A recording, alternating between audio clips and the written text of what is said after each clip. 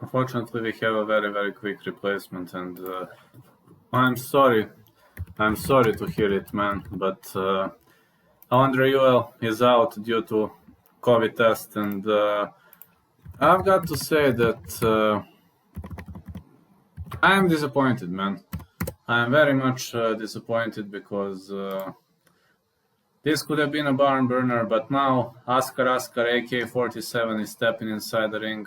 Well, I don't know whether he is the first Palestinian UFC fighter, but yeah, he's the brother of Motaz Askar, the guy who was my guest on 4 occasions, and yeah, great guy, really great guy, not gonna lie, very great guy. 5'7", 69.5 inches is Askar's reach. Askar is riding on a great score of 11-1. He only lost one fight via Saidyokub Kakramonov via punch in the first round. He outworked Kevin Wirth at LFA 92. I watched that fight. At Island Fights, he was very dominant. At LFA 2, he is a real cardio machine. He has good strikes. I mean, his strikes are pretty much solid. But when it comes to wrestling, his wrestling is good. Ground game is good. I would like to call Askar Askar an all-around fighter. I mean, from what I've seen, he looks to me like an all-around fighter. And he also knows to throw elbows, knees. I think he is a well-balanced fighter. That's how I see Mr. AK-47. Cody Stamann, he was my guest, very great guy also, 5'6", 64 inches.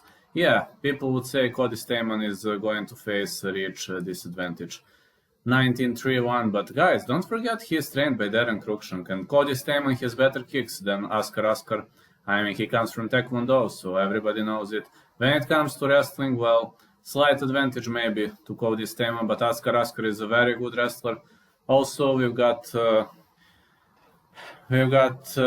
Cody Stamann's wins over Brian Kelleher, Alejandro Perez, his controversial draw against Song Yadong. Cody Stamann is a cardio machine. That guy is not gonna guess. He will never guess. He also knows to finish, but Cody Stamann is rather fighting wisely. Submission game, well, it's hard to say who has a better submission game because Askar Askar has never scored a submission win. On the other side, Cody Stamann has 2 submission wins, but he rarely goes for a submission. That's a problem. Maybe Cody Stamann has slightly better submissions, but, you know, it's very much questionable. When it comes to punches, Stamann is a good swarmer. Askar Askar has good one-punch knockout power.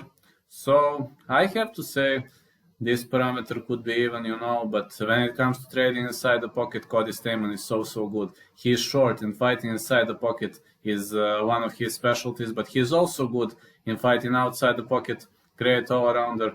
I think this fight, I kind of think this fight doesn't end in round 1, but I think Cody Stamann has slightly better cardio.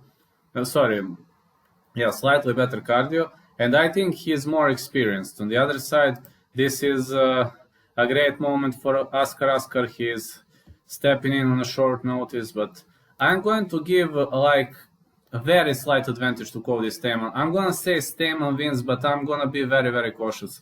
And I think this is going to be a very hard fight for both of the fighters because they are ready. You know, both of these guys are extremely ready, and I'm giving very slight advantage to Cody Stamann. I think it's going to be a very good night for both of these guys.